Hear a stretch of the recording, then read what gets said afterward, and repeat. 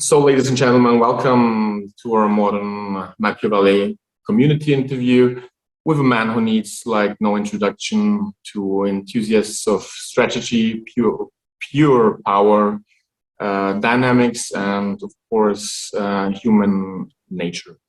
Renowned for his comprehensive, masterfully woven insights into history, power, and of course, psychology.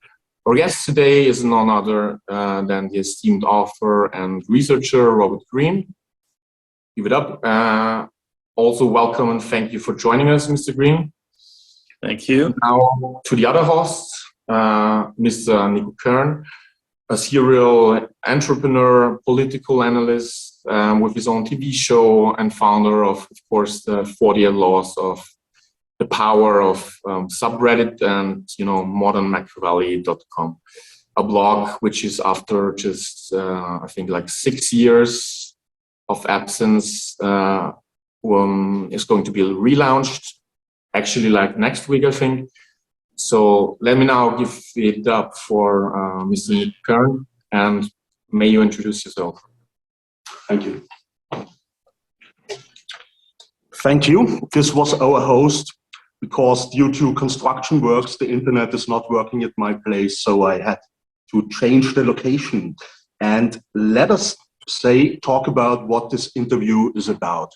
It is a combined effort with questions from the 48 Laws of Power subreddit, as well as the subscribers of our blog, modernmachiavelli.com, and my favorite Facebook group called The Books of Robert Greene.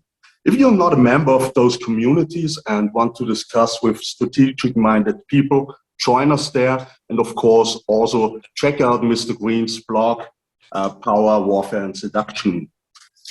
And this interview is designed to be a grand odyssey for a remarkable intellectual landscape, drawing from over 150 questions submitted by our widespread and engaged community. Well, we're not going to get to all 150 questions, I hope. No, we chose the best 20 to 30, and this is more enough. So again, I'm very sorry if your question is not answered. Simply the time is not enough. We're overwhelmed. But together we are exploring his inspirations, the philosophies that drive his unique perspectives, his view of the world's technological future, his insights into the laws of war, the laws of the Sublime, and his thoughts on power dynamics, and his predictions for a future dominated by artificial intelligence. Our journey will begin with a look into his next highly anticipated book, titled The Law of the Sublime. Greene's works have always pushed the boundaries of understanding, and this probably is no different. From there, we will delve into the evolving role of artificial intelligence and its potential impacts on society's power dynamics and futures of work. And now let me give to our co-host, Mystic Mac. Thank you very much. I moderate the 48 Laws of Power subreddit, which was originally founded by my co-host. And on a more strategic front, we will look into the adaptation of the 33 strategies of war to defensive situations, which will give us a fresh perspective on maintaining stability amidst chaos. As we traverse through Greene's vast intellectual cosmos, we will also touch upon his personal journey, exploring the emotions that fueled his early works and how his perception of power and influence has evolved over time. With that in mind, no exploration of Robert Greene's works would be complete without focusing on his keen insights into human nature and his uncanny ability to illustrate the power dynamics that shape our personal and professional lives. To this end, we'll seek his advice on overcoming indecisiveness, dealing with conflicts, and managing feelings of loneliness. Additionally, we'll explore his views on personality types, their potential for manipulation, and the balance between innate characteristics and developed traits. And as we approach the finale of our intellectual adventure, we'll step into the world of power dynamics, exploring how to navigate industries without well-defined authority figures, and effectively responding to character attacks. In addition, we'll seek Greene's views on a few contemporary matters like the rise of vulgarity in the seductive arts and the relation of toddler behavior to understanding human nature in adults. This journey will not only illuminate Greene's perspectives, but also provide insights that can help navigate our intricate world with more wisdom and courage. So buckle up, and prepare for a mind-expanding conversation that promises to be as enlightening as it is engaging. Please join me in extending a warm welcome to Mr. Robert Greene. Thank you. Thank you both. Thank you. And we are just going to start with the question of our cooperation partner from the biggest Facebook group about your books. And his name, I'm not sure if it's his real name, most likely not, is Alex Greene. And he's the founder of the Facebook group titled The Books of Robert Greene. And he says that your books have covered a wide range of human experiences. Tell us more about your next book, tentatively titled The Law of the Sublime, and what you hope your readers can learn from it. Well, I'd been intending to write this book for 16, 17 years. It's a subject that's very personal to me. And then various things interrupted it. I got involved in the 50 Cent project, which was very important at the time. And then I morphed into mastery and then human nature. And I kept kind of postponing this book that I'd been intending to write. And my concept of the sublime has always been related to, are you drinking whiskey? Yes? Okay. My concept of the sublime has always been related to death itself. The idea is rather simple. So we human beings tend to live in what I envision as a circle. And this circle is the culture and times that we live in. And it kind of limits what we can think, what is considered correct, what is considered conventional, not only our behavior, but our thoughts. And as you'll notice, particularly in the world today, people very rarely venture outside that circle. We're a very timid species. We kind of do what other people are doing. We think what other people are thinking, right? What kind of conforms to the spirit of the times. And the sublime is everything that lies just outside that circle, what we're not supposed to think, what we're not supposed to do, how we're not supposed to behave, right? And the nature of human beings is that the moment you say this is something we shouldn't do, this is something we shouldn't think or behave, we're interested in it. The transgressive taboo element excites us. At the same time that we're very conventional, we also don't like having any limits placed on us. And so my book is an exploration of everything that lies outside that circle. Now, obviously, the thing that lies most outside that circle is death itself. It's not an experience that any of us could ever really, truly understand. But coming up close to death or having it be something that's very alive to you in the moment is an extremely sublime experience. It opens your eyes to what it means to just literally be alive. And so I had a near-death experience about 5 years ago to this day. I had a stroke. I was basically unconscious and I came this close to dying. My wife basically saved my life. I was driving a car in Los Angeles. And so the book that I had been postponing for 16, 17 years suddenly was like smack in my face, right? And so it's a book now when I look outside my window and I just think that I'm alive, every single day, the world has this added intensity to it, this kind of spark that didn't have really beforehand. And I want readers to have that feeling for them as well. I want you to realize that this world that we live in, that can seem so banal and so superficial and stupid sometimes, and we're locked inside these little worlds of our phones, that this world is insane. It's absolutely insane that you and I are alive right now talking over this medium, the internet, and having this discussion. It's unreal, it's surreal, but we never think about it because we're so locked into conventions inside that circle. So this is a book that examines different aspects of what lies outside these usual limits of human experience, whether it has to do with the universe, whether it has to do with the secret of life itself, our brains, animals, on and on and on and on. So that's basically the book that I'm working on. I'm about a little over halfway through writing it.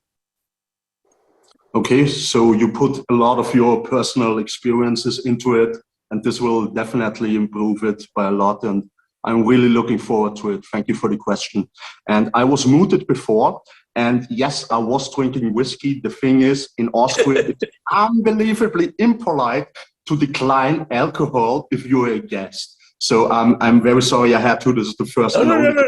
Are you in Austria? Are you in Austria? Yes, that's right. Oh, wow. So In Vienna? Yes, in Vienna, yes. Oh, And wow. you Indeed. see all of Vienna from here, the lights. It's a Oh, beautiful I love city. Vienna.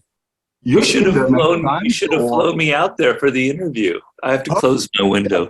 We need a good budget, and then the next time we are going to do that. It's a very Okay. historic city, and I really love it. Okay. So thank you for the great answer. Mystic, you have the next question, I think. Yes. Just closing my window. Yes, go ahead. That's great.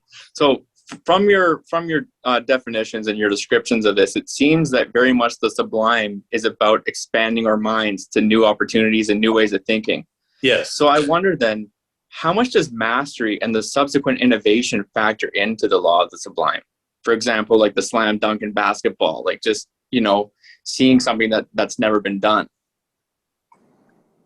Well, there's an aspect of that. So one of the chapters in the book is called the dynamical sublime. And the idea is it has to do with human willpower. And so when if you compare ourselves to the universe, to the cosmos, to mountains, to energy, to everything around us, we humans are incredibly small, we're incredibly weak, we're incredibly vulnerable, right? But we have willpower, we have strength, we want to overcome our weakness. And this is what inspires a lot of athletes. I'm particularly interested in people who climb mountains, who push themselves against the limits of what a human can physically do. So that also pertains to what we can do psychologically, mentally. So when you look at an Albert Einstein, for instance, probably considered the most brilliant man who ever lived, person, he spent 10, 20 years thinking deeply about one little problem, which ended up turning into the theory of relativity, right? The relationship of time and space. Day in, day out, hour after hour after hour after hour, pushing against all the limits of human thinking, and it exploded into perhaps one of the most revolutionary theories ever, right? And then you look at you look at great masters of chess, for instance, like a Bobby Fischer. They practice hours and hours and hours of chess, which is a very limited game on this one board there are only so many moves that you can make. And yet this man, he internalizes so many infinite patterns on the chessboard that he becomes incredibly creative. So using our willpower and struggling against our limitations and our weakness, our puniness as human beings is utterly sublime. It's what I call the dynamical sublime. We're pushing against the weakness of our own bodies and of our own intelligence. And me personally, in writing my books, particularly now that I have so many weaknesses, I can't type, my left hand is basically frozen. I have to push against all of these limits that are making it very hard to write a book. But in doing so, it's a very liberating feeling to go beyond what you thought you could do a week ago or a year ago. And this, you're very correct to point out, it's an element in mastery, and it's an element of the sublime as I describe it. Thank you very much for your answer. On a similar note, while we're kind of talking about specific chapters, I actually watched your video that you released yesterday, and you mentioned a chapter about the interspecies sublime and how you loved writing that chapter so much. But you sadly had to cut out a lot of the good stuff or the extra because you had so much research, right? Yeah. So I wonder then, what are some of the topic points that didn't make the cut for that chapter that you really wish you could put in if lengths weren't an issue? God, I have to think back on it. I mean, the idea of it is we're so obsessed with science fiction with life on other planets. What could life possibly be outside our solar system or wherever we discover it? It fascinates us, obviously, and it fascinates me. But here we are on planet Earth, surrounded by all of these very strange life forms that are alien. They're like alien life forms with their own consciousness, with their own perceptual systems, and they're very weird. And to enter into them is like entering into another world. So you asked me things that got cut out.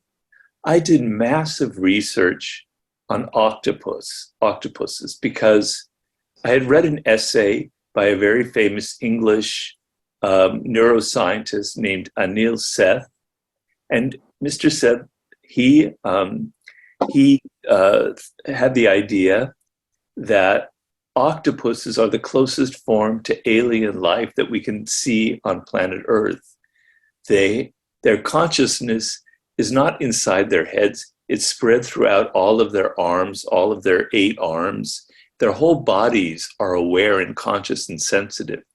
I did massive amounts of research and stories on it, and I had to end up cutting it down to this one simple story of this one man who did the documentary called My Octopus Teacher, which is a great documentary. I advocate everybody going out and seeing that. I also did massive amounts of research on insects, because what's stranger than the life of bees or ants? It's like something we can't even comprehend, right? They're social animals. They have like a group intelligence. It would be as if 10,000 human beings all had the same brain and we all marched and worked and did something together. That's what ants or bees are like. I did massive research and I didn't use any of it except spiders. I have a lot of things in there about spider consciousness, because spiders are insane. They're unbelievable, the world that they live in. The point of what I wanted to get in this chapter is I wanted you to get you to feel what it might be like to have a completely different form of consciousness. And so spiders live in this world of pure vibrations. They're mostly blind, and they feel everything on the tips of their legs, I suppose. And they're incredibly sensitive, and their whole world is just vibrations. But they can sense things that we can't even begin to sense. And they can communicate through creating vibrations of air. And I thought, my God, just to think all around you, there are all of these different forms of consciousness. We are on planet Mars. We are in another universe. We are in something surrounded by weirdness. And I wanted to give you a feeling for that in that chapter. So I cut a lot. There are many other things, unfortunately, that I had to come out. I can't remember them all. But I did include what I really wanted to get at, and to kind of express this idea that you may think that our world is so interesting and surprising in all our technology, but get outside that world and try and imagine what it might be like to be like a dog and have this incredible sense of smell, in which you can literally smell where somebody came from, what direction they came from, what their emotions would be. They can smell emotions on human beings. A lot of animals live through the sense of smell. I don't know if other people do, and if they don't, my book is going to be a failure, but I find thoughts like this very interesting and very inspiring. And I have to think more deeply of what I cut out, but that's as far as I can remember right now. Yes, I too have a dog, and it's insane how he understands emotions just by apparently looking at you, but it probably is sniffing at you. And there are also dogs who can sniff out COVID and other completely. So and they can smell if you have a disease. They can smell if you're going to die. They literally can smell death. It's crazy about them. So thank you. This was extremely interesting, and I'm so looking forward to your book. Now, we are going to move on to a topic that I have a keen interest in it. Thank you again for coming here. And now we are going to talk about artificial intelligence. And the first question I have, and we are interested in hearing from you, is how do you see AI impacting power dynamics in society today and in the future? And also, can AI, in the sense of like power dynamics, really be a game changer for the likes of dictators and autocrats? Or is it simply a tool, like a lot of other tools, that will allow them to like stay in power more easy? So if it's just an upgrade or a complete game changer, in your opinion? Well, I'm not an expert on AI. I'm a bit of a technological moron, but I do follow it in the news from a kind of outside perspective. So I'll give you my perspective on it. So let's go down. Let's kind of bring things back to basics. We humans have a particular nature. Our minds are formed in a certain way. We have certain emotional patterns. We have certain patterns of thinking. And when we invent something, when we invent a new piece of technology, the railroad, the telephone, the radio, the television, cable TV, the internet, AI, you name it, all of these innovations that at the time were quite radical, you'll notice the same pattern over and over and over again. In the very beginning, it's very liberating. It's very exciting. Now, we can all kind of, most of us who are that old enough, we can remember back to the beginning of the internet, to the beginning of social media, etc. And it was quite exciting. It was sort of an innocent, it was like the wild, wild west in America. Anything goes. You could connect to anybody. I found it really exciting that I had like particular interests. I can remember back on when, in the early days of Amazon, my favorite philosopher in the world, besides Machiavelli, is Friedrich Nietzsche. I just absolutely, since childhood, I just absolutely adore Friedrich Nietzsche. I could find groups on Amazon, very niche groups of people, readers around the world, who shared my obsession. This was fantastic. And now we look at the internet and social media and we think, God, what a bunch of crap. What a pile of dog shit this world is. It's full of criminals. It's only about selling things. It's just degraded into this horrifying thing that we're all trying to get out of. We're trying to reduce our time on it. And why? I'll tell you why. It's because of human nature. All of the dark aspects that I explored in the laws of human nature infiltrate this tool, this piece of technology, which in its essence is completely neutral. A hammer can be used to build things. It can also be used to smash someone's head in. It just depends on what your intentions are. But the hammer itself is not evil or good or bad or anything else. It's just a hammer. The same thing for social media or the internet. It's human nature that degrades things, that draws them down, right? That makes them something that criminals can use. The lowest common denominator ends up taking it over. It happened with the railroads. It happened with what happened with the telephone. It happened with radio. Look at television, the same dynamic with television. In the beginning, this was a great educational tool that will liberate mankind. And now it's turned into reality shows. That's the dynamic. So AI is the same thing. It's not this fetishistic little thing that we've created that operates on its own. It's created by human beings. It has all of our faults, all of our biases, all of our weakness are programmed into AI, right? Okay. The other thing about it, so it's going to become a tool for, in other words, it's going to become a tool for criminals, for autocrats.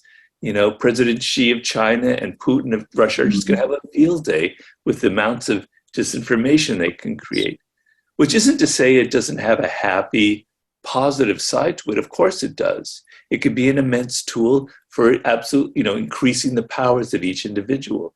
For me as a researcher, it could be an immense tool, but it's also going to turn into this dark, ugly thing. The other thing about human nature is we evolved hundreds of thousands of years ago in the savannas of Africa. And, where basically our main fear in life was being eaten by leopards and droughts and things like that. It's the same brain now here with all this technology. We are emotionally immature. We are still using the brain of our ancestors hundreds of thousands of years ago for circumstances completely different. We don't know how to handle these tools. They're beyond us. We have to grow emotionally in order to be able to handle them intelligently. I'm sorry, you were going to say. No, I just wanted to ask you another question about this. So you released the book, I think, Laws of Human Nature in 2019.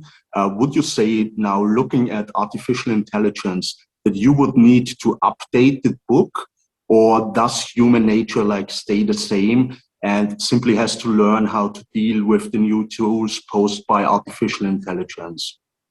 I wouldn't update the book. I wouldn't update the book in 1,000 years, because this is the reality of what it means to be a human being. So, for instance, our brains operate by constantly comparing pieces of information on the most basic level. We perceive something, and how do we understand what we perceive? We compare it to other information. Our brains are comparing processing machines, okay?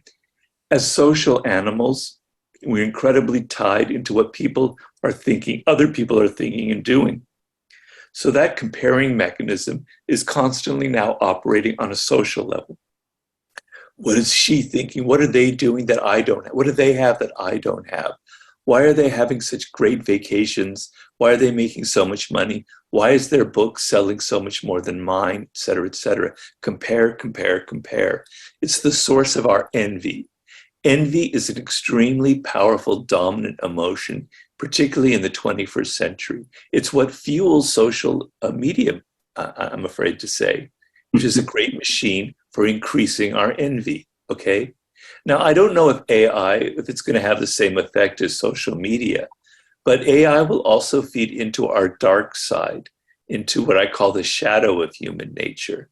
And what you see on social media is people can be aggressive, mean-spirited, cruel, incredibly manipulative, and never pay a price for it, because nobody ever knows their name. Nobody ever knows who did it, which allows for all these misinformation and propaganda campaigns to flourish.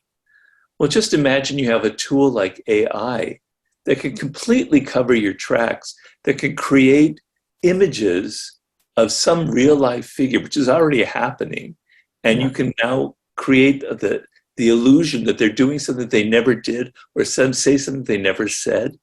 The dark power behind that is absolutely immense. I don't know how things are going to play out in the next 20, 30, 40 years, but I'm a little bit afraid. I'm a little bit afraid because what have I said about our emotional immaturity. And I have a friend who calls this dark AI, the dark side of AI. And we can see it in China, how it's being used to spy on citizens, right? To kind of monitor every aspect of their behavior, right? And so look at what's going on in China to see what our future could be like. As I said, I'm not an expert. I don't know the specifics of it, but I know human nature, and human nature always has a tendency to bring things down. And I'm afraid that could happen similarly to AI. So it's like giving a machine gun to a toddler and hoping for the best. Exactly. Exactly.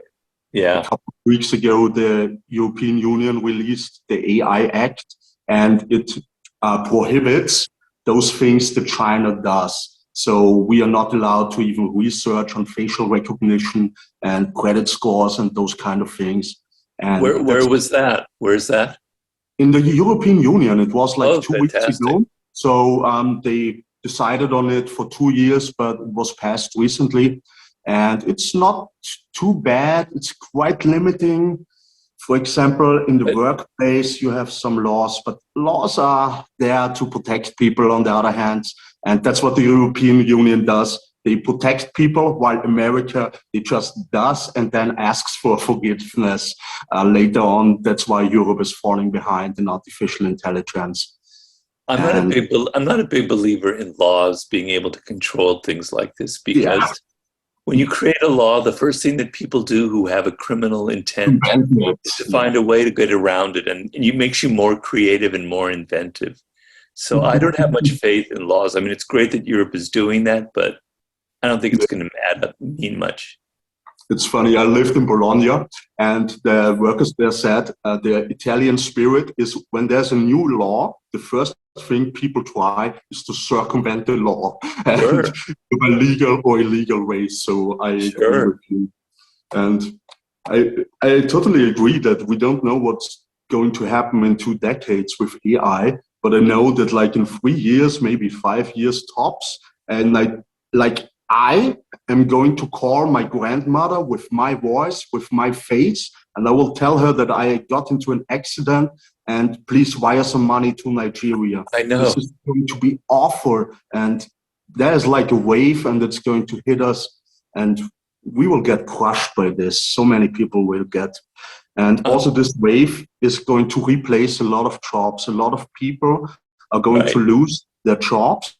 And what advice could you give those people to stay relevant in an environment where artificial intelligence is so prevalent? Me, for example, I know my job, like I work in marketing and have an advertisement and public relations agency, I would get replaced. That's why I started studying artificial intelligence on my old days and try to stay relevant. But do you have like a general advice what to do in a society, in a world where artificial intelligence is marching through? Well, first, let me say that I'm a little bit of a hypocrite because I have some friends who are trying to develop some AI technology that will be used with my voice and my image in order to give people advice from my books. I'm not sure we're going to use it or not. So I'm a little bit hypocritical there in that I do find some potential use to it. Now, to answer your question, though, the thing about AI, at least in the version now, in the beta versions that we see now, is it's kind of mechanical. It's kind of soulless. So people have sent me like things that were written as if they were written in my voice, or they're asking questions as if they're coming from me. And they say, Robert, look at this. And on the surface, it looks interesting. Mm-hmm. Are you familiar with the concept of the uncanny, of Freud's concept of the uncanny, the unheimlich? Unheimlich. Yeah, unheimlich. He's from your city, Vienna. The unheimlich is something that appears strange, but is also familiar at the same time. And it gives you a kind of weird sensation. It'd be like seeing a robot doing something so natural that you don't know if it's a robot or not, okay? So this had an uncanny feel. It kind of seemed like me. It seemed like my writing, my style, my way of thinking. But the more I looked at it, the emptier it just seemed mechanical. You could tell it was just a bunch of algorithms trying to mimic what I do, right? But the spirit behind it was missing. So particularly if you're in a creative field like marketing, and most fields are creative unless you're driving a truck or something, in which case I don't know what advice I would give. But if you're in a creative field, think of it this way. There are things that no machine can possibly replicate. So the book that's most relevant to this is Mastery. If you reach a level where you're thinking about marketing is so high, and you go beyond the usual, what most people are doing, you raise your game up, and you're able to be creative with it, then you're going to be in a position. So let's say AI is here, and if you raise it above that, you're going to be able to master it and use it, and it won't be taking your job, it'll be enhancing your job. But if you're down here, if you're weak, if you don't know enough, if you're still in a sort of subordinate position, you're going to be crushed by it, and you're going to lose your job. So the answer is to go back to the human spirit, to think of what no machine could possibly do. So if you're into marketing, you're thinking about a meta level. What is the future of marketing on AI? How can I use it to expand and explore and explode this world of marketing? You're above that then. You're thinking about how you can use AI instead of being crushed by it. You're also thinking about all the kind of little ideas and things that kind of go into a high-level marketing campaign for the year 2023. Because I know in dealing with my books that there's this dynamic going on. 20 years ago, the rate of change in marketing something was a little bit slow. And then suddenly around 2008, the change was really rapid. I would bring out a book like the 50th Law with 50 Cent. We would market it. 4 years later, I'd come out with Mastery. All the marketing rules have been thrown out. Everything changed. The Laws of Human Nature, 5 years later, nothing was the same. Now, with my next book, it'll be a totally different world. The world is changing so rapidly. Get ahead of the trends in your thinking, right? In any field, get ahead of the trends. And so that will put you on that level where you're above the potential of AI and you can use it as opposed to being down here. These are just some ideas that I have. I'm sure there are many others I could think of. So let's get to the last question in this sector. Or actually, no, I will ask another question. Since you told me that your friends are designing an AI product, how are you personally using AI in your research, in your daily life, or do you use it at all? I do not use it at all. I'm simply a spectator. I'm fascinated by it. I read about it.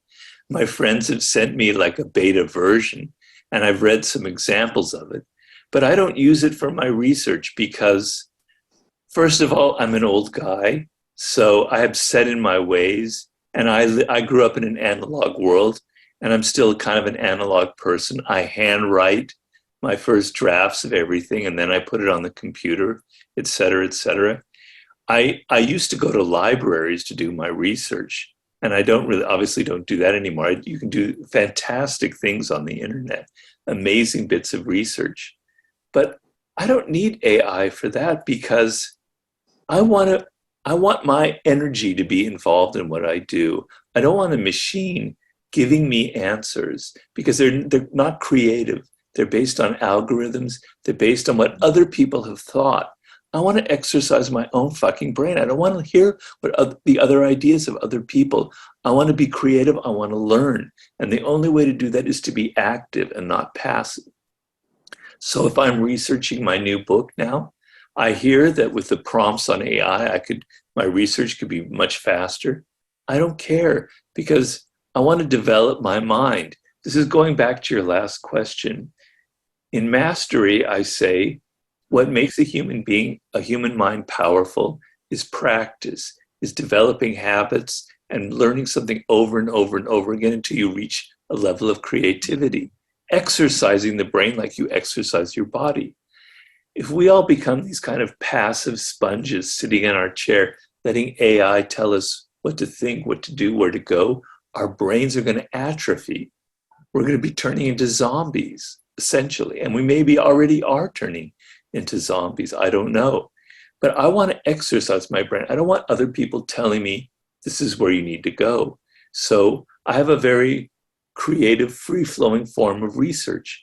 I find a book, I look at it, I look for references in that book to other books, I look at the bibliography. But wow, that could be an interesting book. I find that it's like a chain, it's like a monkey going through different trees, all these different branches that I follow. And I don't see how I could possibly get that from some algorithm. So that's my long-winded way of answering it. But my friends are trying to develop this. I'm very skeptical. I have a high hurdle. It has to be useful. I have to see that this AI version of me will help people because it's not something to make money on. It's something to help people. If I think that it could, and I'd say right now there's a 5% chance that it would, then I'll go ahead with it. But we'll see. I'm skeptical. Well, I'm definitely going to be your first customer since I'm looking everything about AI up currently. Now, to the last question, it's a very good one posed by Thomas Grömer. He is the tea and matcha pope of Europe. So he's a what? He's like a what? the tea pope. That's his nickname. The Pope of Tea, and he does matcha. Oh, okay. I'm a big tea really drinker. good, and it's the best. I can recommend it. Kissa Tea is the company name, and it's amazing. Have him send me some. Yes, definitely. I will tell him. Okay. And he is also very interested in your opinion on artificial intelligence. And consider for a moment that you would write a new book about the laws of artificial intelligence and the laws of a post-human world. What are some of the laws that you would include in this book? I would write a book about revolution. I would write a book about how to overthrow something, about how to return to the human spirit and how to get out of the trap that technology is funneling us into. It would be an anti-AI book.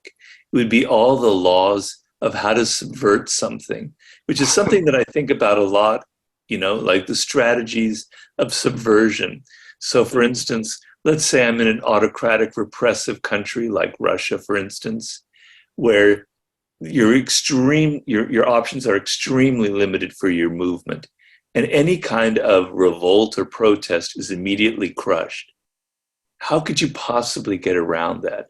Strategically, it fascinates me because some people have been successful. And so, for instance, there's the gentleman Alexei Navalny, who's rotting away in a prison in Russia, who was fantastic strategically at this. And his strategy was to expose the incredible corruption in Russia. And it was so effective that they threw him in prison where he will be for the rest of his life. How do you get around that? How in this, where your options are like this narrow, how can you find ways around it?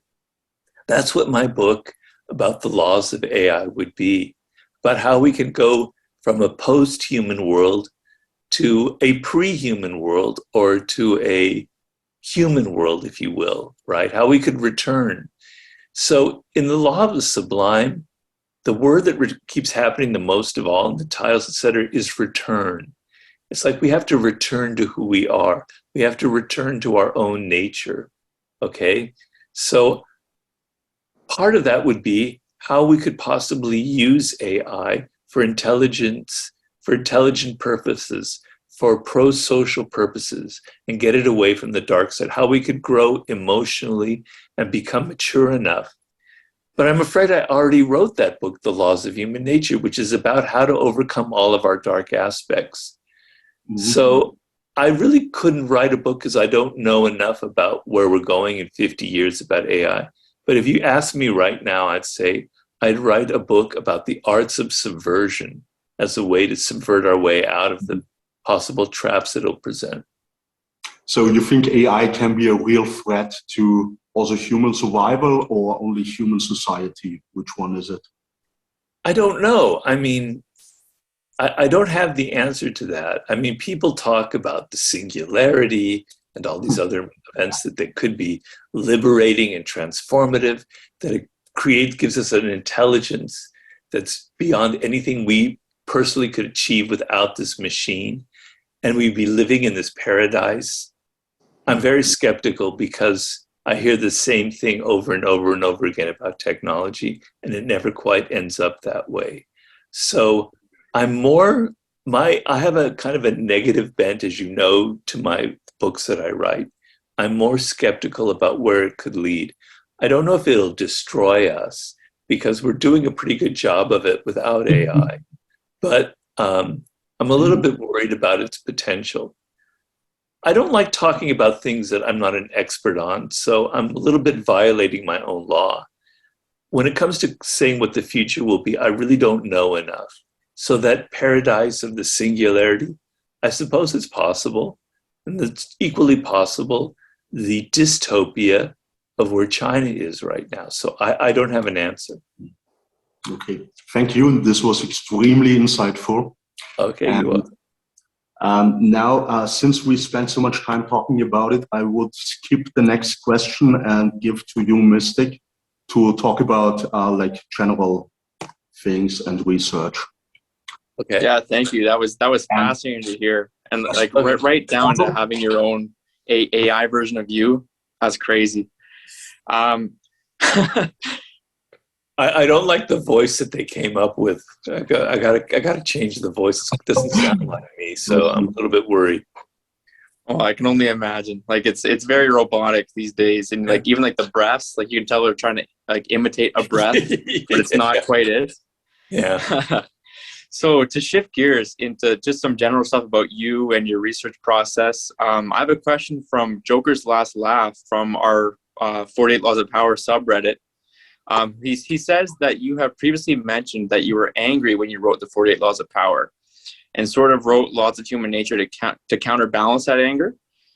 So they ask if you regret the 48 Laws of Power in any shape or form, or would you say that your emotions at the time contributed to making the 48 Laws of Power stunning work? Well, I always use anger to write all of my books. Even the Laws of Human Nature has that, so I'm not quite sure what he's referencing. But my philosophy in life in general is never regret anything and never look back, right? It's always on to the next thing. So I would never in a million years ever regret a single word in the 48 Laws of Power. It was very true at the time, and I think it's a book that has stood the test of time and will be read hundreds of years from now, I believe.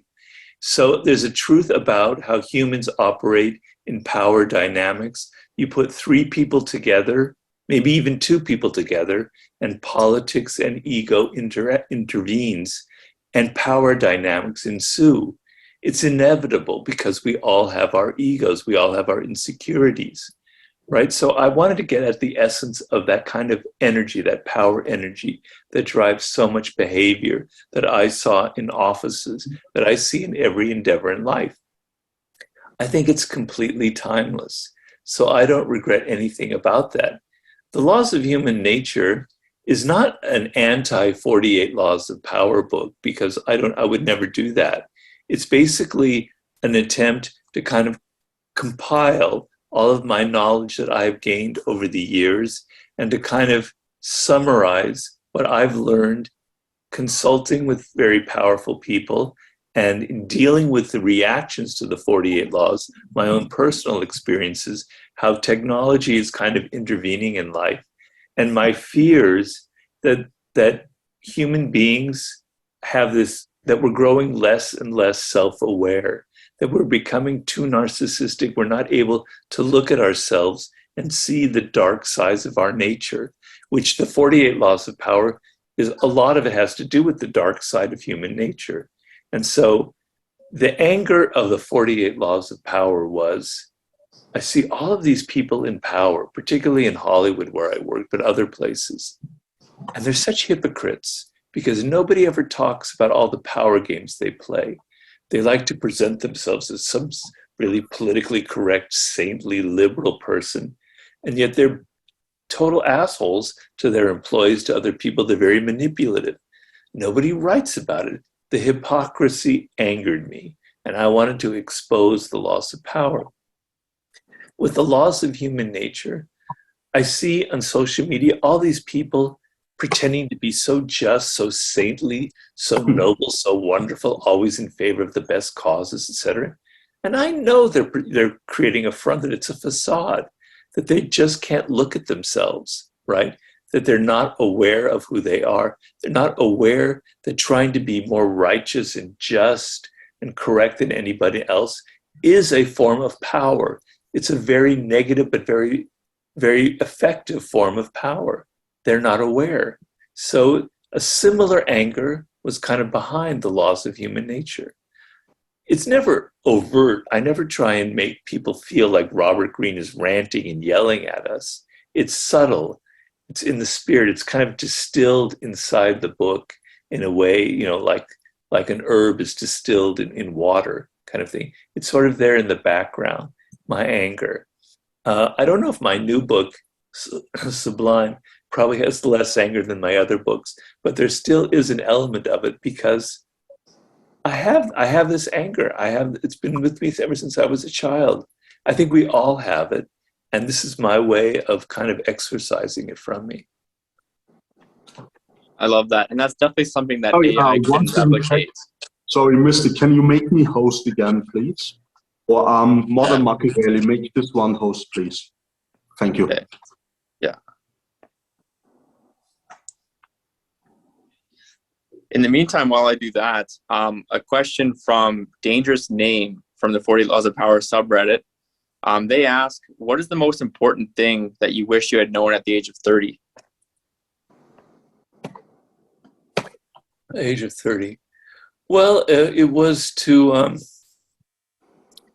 I told you before, my philosophy in life, which has guided me, is never regret, never look back. And so I've expressed that in some of my books under the title of Amor Fati, which means love of fate. It's an expression that actually comes from Nietzsche himself. And it means look at life as everything has a kind of purpose behind it, right? Even the bad things. Nietzsche famously said, whatever doesn't kill me makes me stronger. So whatever doesn't destroy me, I can actually learn from. Even having a stroke or even having a near-death experience can be positive if I look and I embrace the fate. So when I look back on my youth, or when I was in my 20s, or when I was 30 years old, me at 30 years old, I had just moved back to Los Angeles. I had been living in Spain for a while teaching English. And I had a small apartment, and I was trying to make my way into Hollywood. And I was a bit depressed. I have to admit, I even had moments that were slightly suicidal where I know I could do something great, but I'm just so frustrated. I can't seem to get ahead. Nothing is quite fitting me, right? So I had moments of despair. But if I went back in time to who I was then and said, Robert, don't despair, everything's going to turn out great, it wouldn't have meant anything. In fact, it might have been a negative. It might have made me kind of go, oh, well, then I don't have to try anymore. Things will be great, fantastic. In 8 years, I'll have written the 48 Laws of Power. It'll all be a piece of cake. No, everything has a purpose. So in my darkest moments when I was depressed and frustrated, it was teaching me something. It was teaching me patience. It was teaching me persistence. It was making me look at my own limits and go, Robert, push beyond those limits. You don't have to accept this. It was teaching me, it was strengthening me. So I don't regret anything. And when I look at all of the horrible jobs I've had in my life, and my wife and I once counted, I've had over 60 different jobs. Some of them were fun, I must admit. I worked at a detective agency.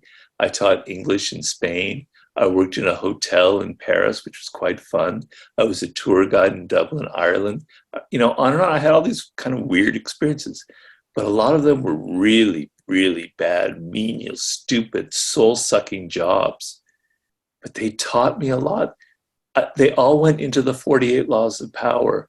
All of the bad bosses I had, all of the manipulative, psychotic bosses, there's a law of power that they inspired. So I wouldn't go back and tell my 30-year-old self to do anything differently, because if you've got the right attitude, it all works out for the best in the end. Thank you very much for that. Nico, I think you had a couple questions there too. Yes, since the 48 Laws of Power were released in, oh my goodness, it was like 25 years ago now, I think. How has your perception of power and influence evolved since you first wrote the 48 Laws of Power? Well, it's become more refined and it's become more worldly. So up until then, I had never really had a position of power. I was always the subordinate, the inferior, the guy working on the low levels or the mid-level positions. And I was observing people of power. So my knowledge was rather passive. It came from observation and it came from deep reading and research, and I wrote the book. Now the script has been flipped a little bit, and I've increasingly had more and more power as the person who wrote the book on power, which is a bit strange and ironic if you think about it. And so I've had a lot of people come to me to be their consultant, right? And now I've got a real life perspective on the game of power. So for instance, one of the people I've worked with and consulted is a coach of a professional team in sports here in the United States. I'm not going to say what sport or what team because I want to keep it anonymous. But the stories of the egos and having to manage all those different egos and all those different levels of skill and all the power games going on to motivate them, going, wow, you know, my game of power in Hollywood was like regular chess, but this guy's having to play three-dimensional chess. You know, it's like incredibly more complex. Very interesting. The other thing was the CEO of a company called American Apparel was a big fan of the 48 Laws of Power. You might have heard of him. And he befriended me, and he ended up making me a member of the board of directors of this publicly traded, very important company. And suddenly I saw an element of power that was, you know, on a much higher level. And I realized it was kind of frustrating because I had ideas about what he could do to keep the company thriving, even through the recession of 2008, et cetera. Ideas that had nothing to do with business, because I don't know anything about business, but have to do with power and strategy. And the thing I learned the most since I wrote the book is people come to me for advice, but they don't want to hear what I have to say. They just want to do what they already thought they were interested in doing. And so most people in positions of leadership hit a wall. And it's a concept that Machiavelli very, very eloquently described. He said that most people rise to power with a particular strength or personality trait. You know, it could be aggression, it could be seductive, it could be eloquence, etc. And when circumstances change and their form of power is no longer so relevant, they're not able to adapt and they become destroyed. And so he was like that. He couldn't adapt, he couldn't change. I could give him all the advice in the world, but he wasn't open, he wasn't listening.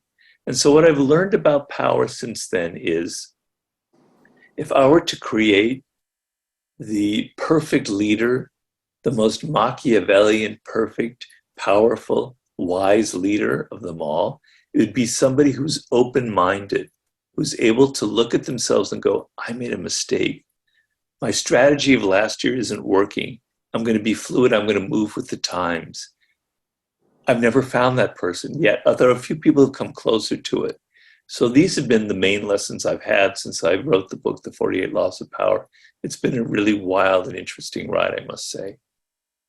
So how can one overcome this? Is it best to like read up on Marcus Aurelius and to study self-reflection? Because I also know I'm not very good at this. And I also probably, if I ask some people advice, like on the subliminal level, I know what I want to hear. And if I hear something else, I'm not a big fan of what they have to say. And I do realize it, but I can't help it. So do you have any like suggestion? Yeah, for me? well, reading books isn't going to do you any good because the problem is within you.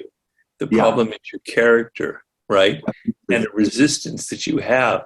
And what at the root of it is fear. So you can make it seem strong. It's like, I know the right answers. I'm certain. I know everything that needs to be done. Yeah, that's stupid. It looks like you're strong, but it's actually a really puny little version of yourself inside that's so fearful and worried and insecure that can't stand being challenged, that can't stand being wrong. You have to work on that little tiny person inside of you, and you have to make him bigger and bigger and actually stronger. You have to become strong from within. So all of the Marcus Aurelius in the world won't help you unless you work on yourself. And so you have to start at some point. So if you were to start you personally tomorrow, what I would recommend is you take a journal. If you can use that, if you can literally write with your hand, which most people can't do anymore, or you do it on the computer, which is fine. You start going into yourself and you look at some of the failures in your life. This is what I tell other people in this situation who've asked me a similar thing. Okay, these were the big failures in my life, the 3 or 4, the biggest ones. And probably at the time, you blamed somebody else, right?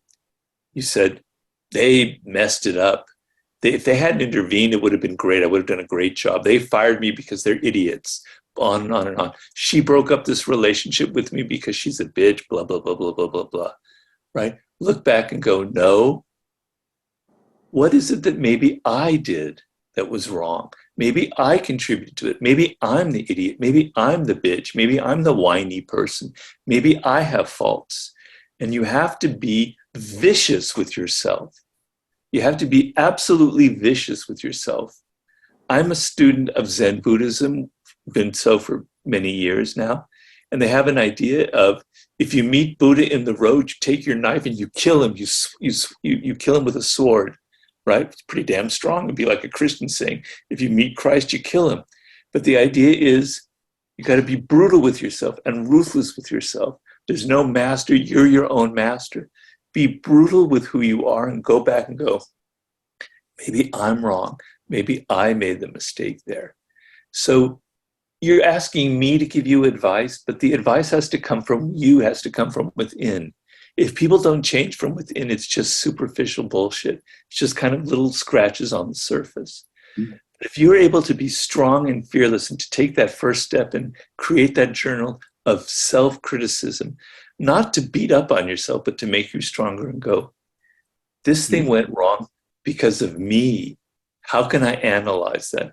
That's the first step, I would say, in being able to take criticism from other people, is being able to take criticism from yourself. That's a good thing. So basically it boils down to crush your own ego and to do painful stuff. And nobody likes to do that, but you have to do it to advance. That's a very good advice, I think. Well, if you want to be strong and physically and you want to be able to run a marathon, you have to deal with a lot of pain. It's not fun, right? You have to push past the pain and then it becomes fun. Destroy your muscles. That journal will be kind of, shit, man, I'm really not as good as I thought I was. But you know what?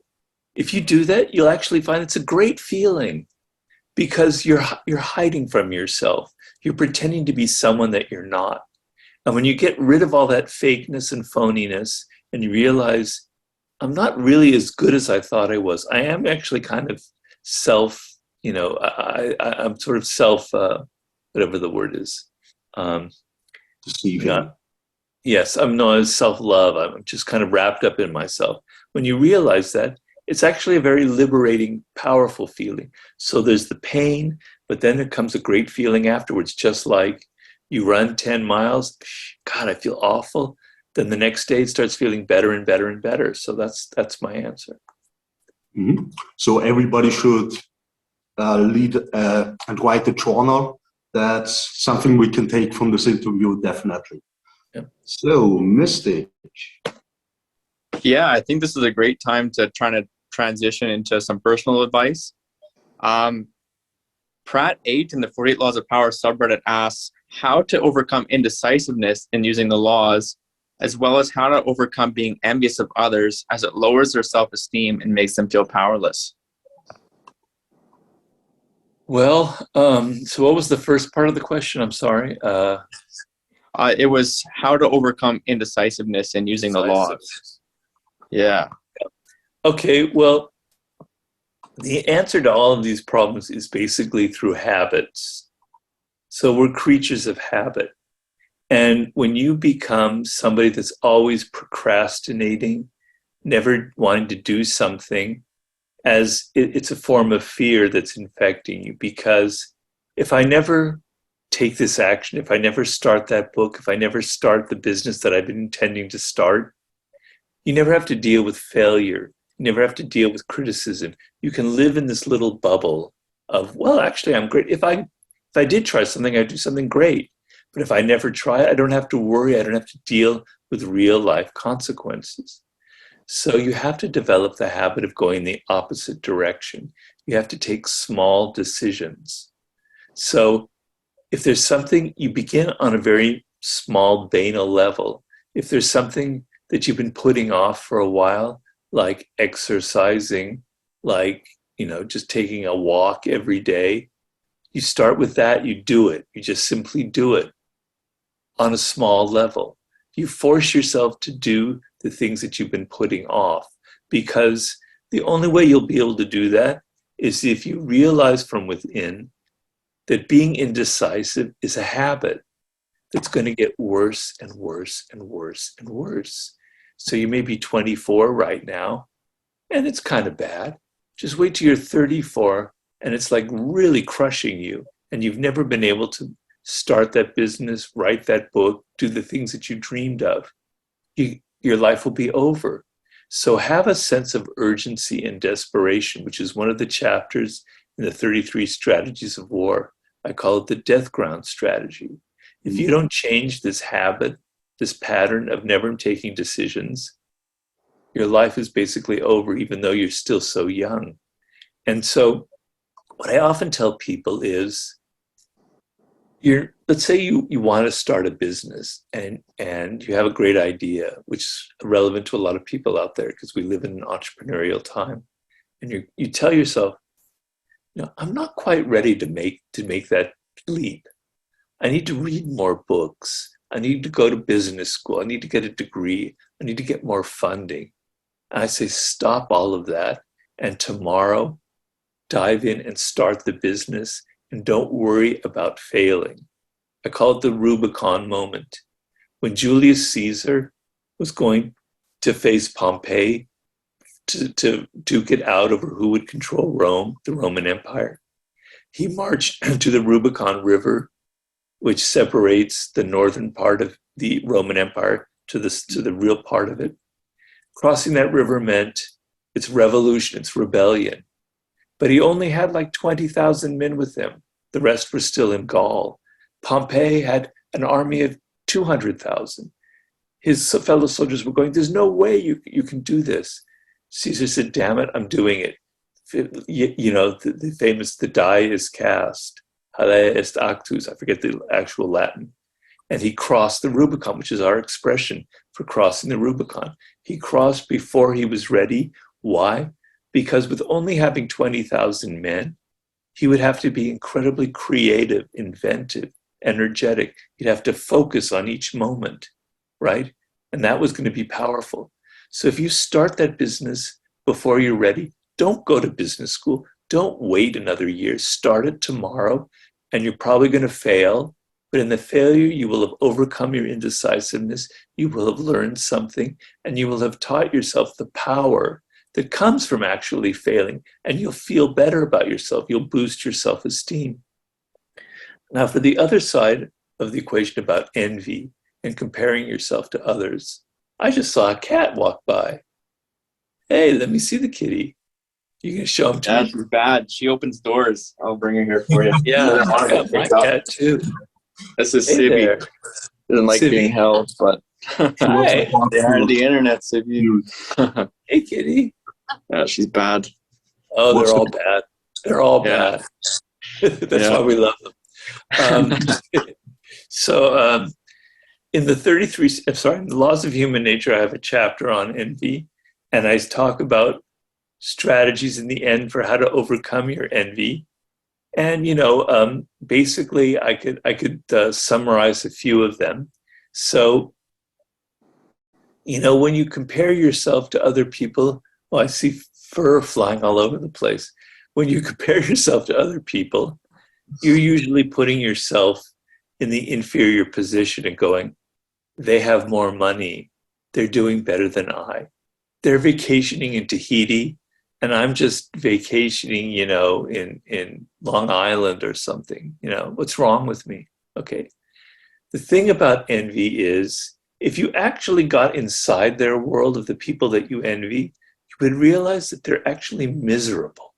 They're actually unhappy.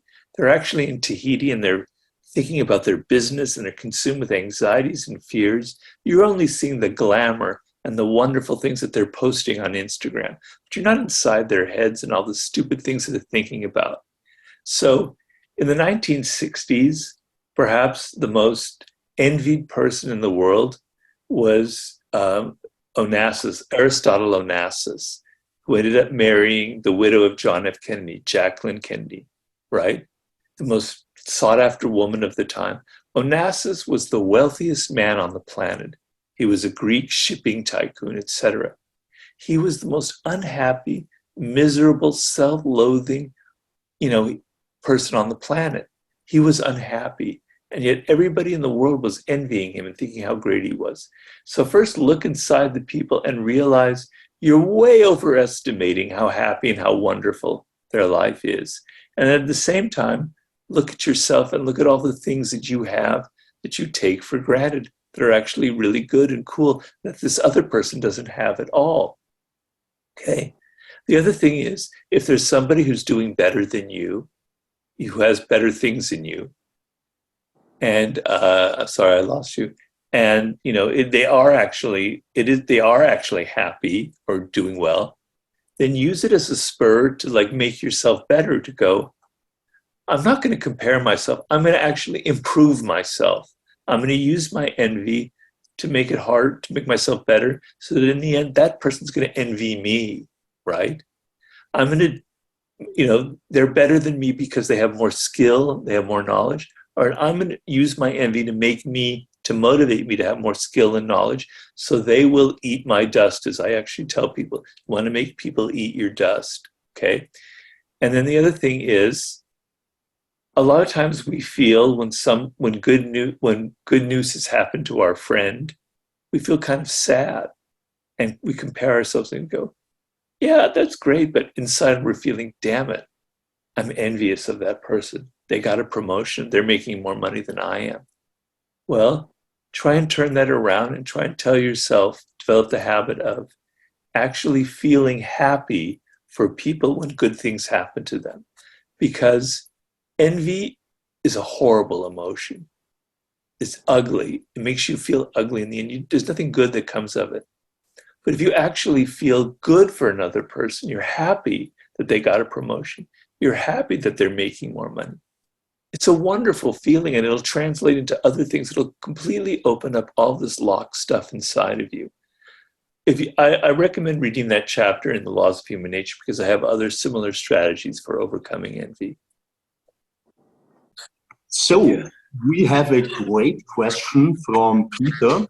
He is a friend of mine, Eastern European politician, and he wanted to know, if you are faced with a dilemma, what exactly are the steps, how you evaluate your choices and the best course of action?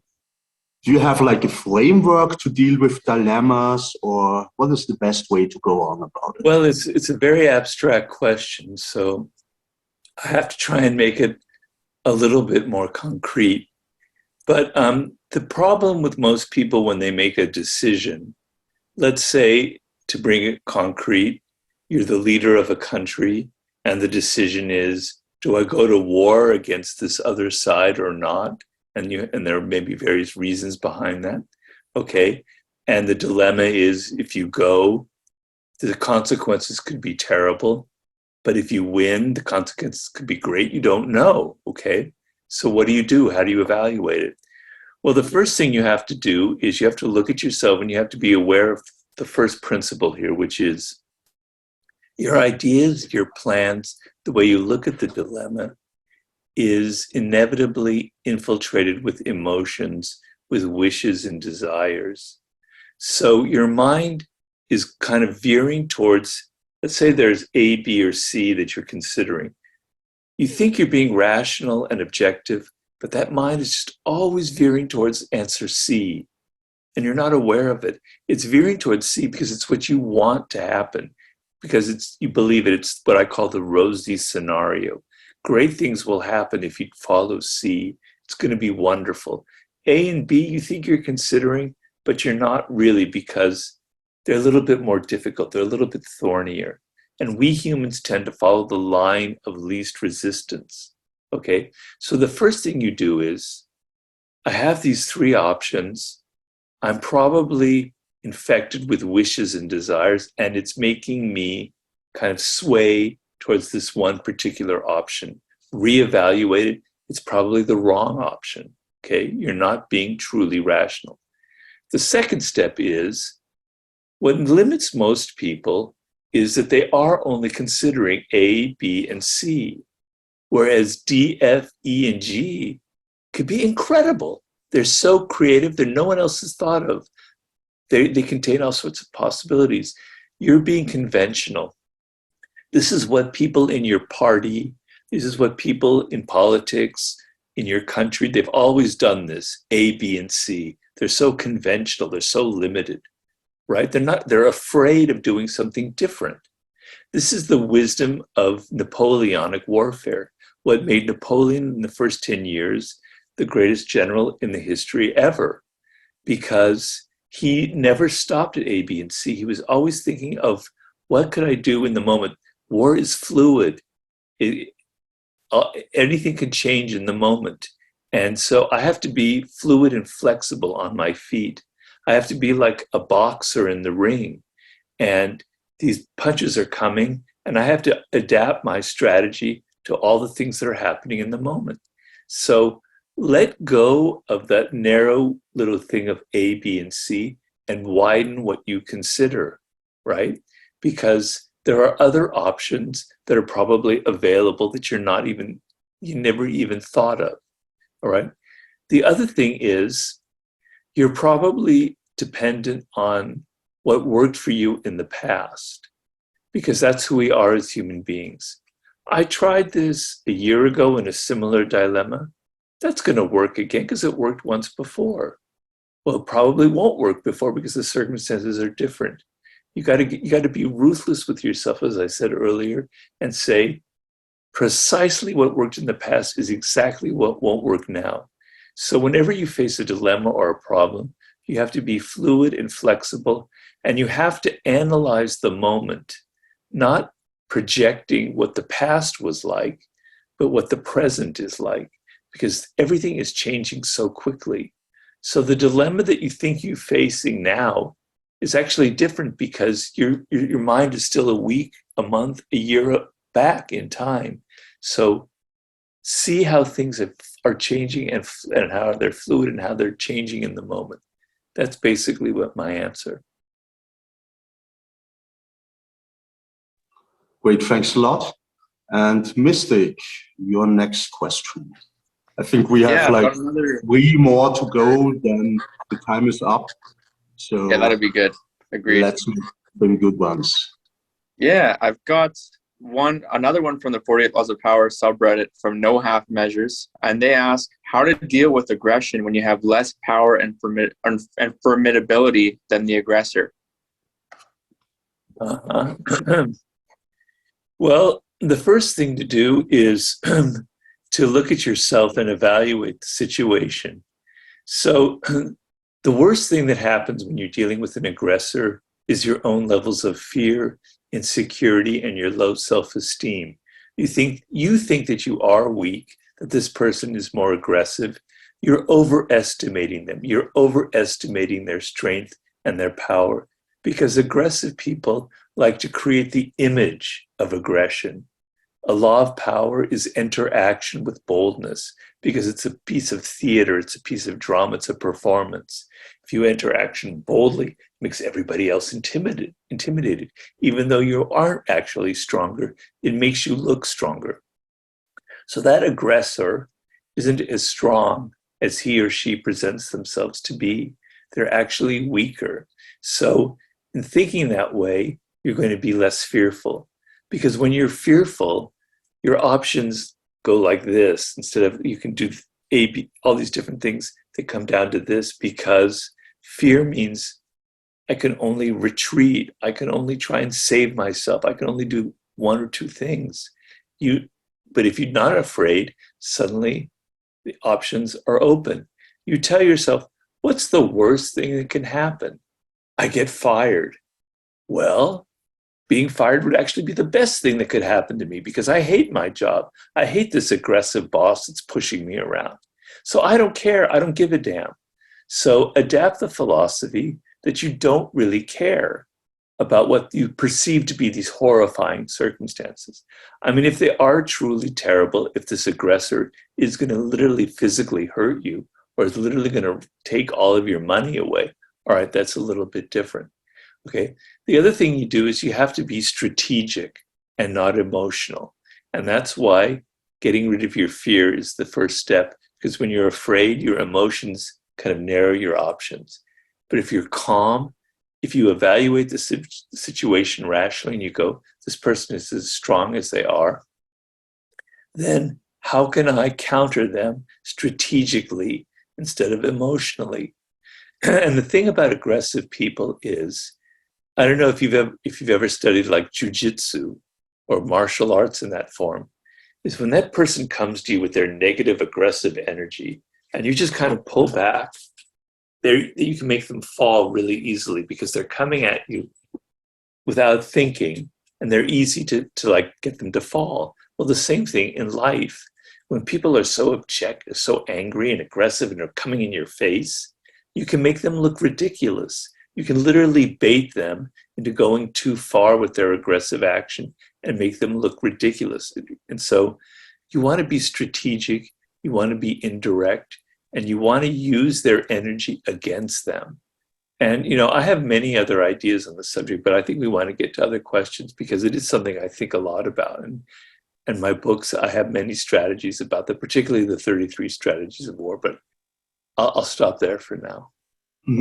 Maybe following up on this question, we have Queen B from our private strategy Discord, and she asks if you have any recommendations on finding someone's weak spots. Well, yeah, everybody has a weak spot. It depends on what you want with that weak spot. Is it for the purposes of, excuse me, is it for the purposes of seduction, or is it purposes of kind of destroying them and making them look bad? So it kind of depends on what you're trying to use their particular weakness for. Excuse me. So, hi there. I see another hand. Oh, it's Mr. Balenciaga.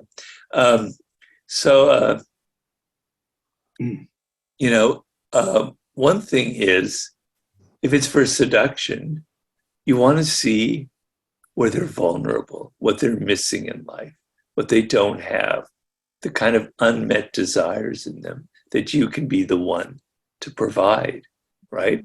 And so a good way of finding people's weaknesses, whether for seduction or otherwise, is to trick them into talking about their childhood. Now, one thing you'll find when people talk about their childhood, and one law here is everybody loves to talk about their childhood. First of all, we're all so self-obsessed. And then the second of all, our childhood was such a wonderful golden period that we think we all want to talk about it.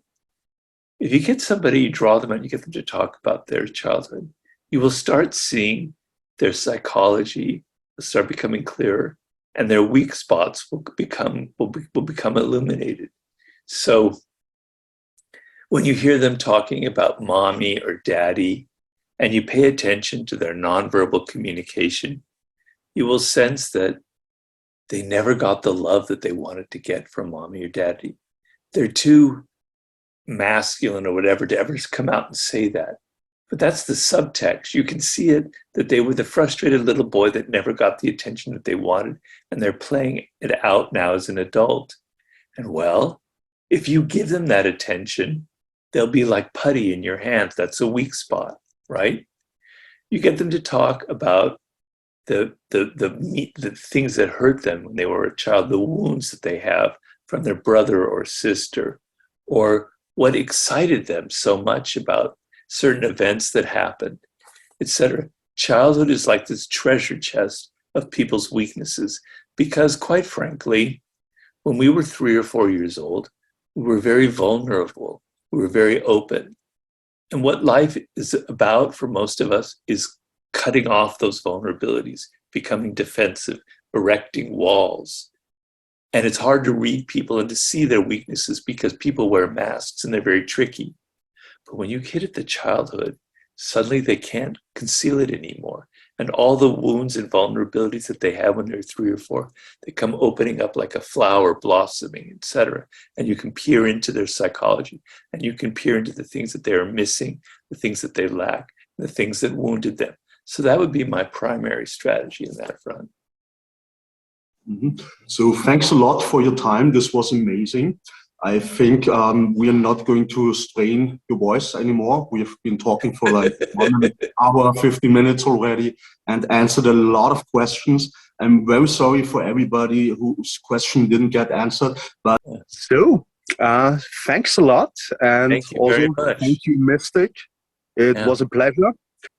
Yes, thank you very much. Thank you for coming. I want to thank your assistant, Stanley Goldberg. He's been great in facilitating this whole thing. And thank you very much for coming on. Okay, thank you, Mystic. And take care and have a great night or day, wherever your time zone permits. I got to get to work now. Okay. Okay, great. So see you soon. Bye-bye. Bye-bye.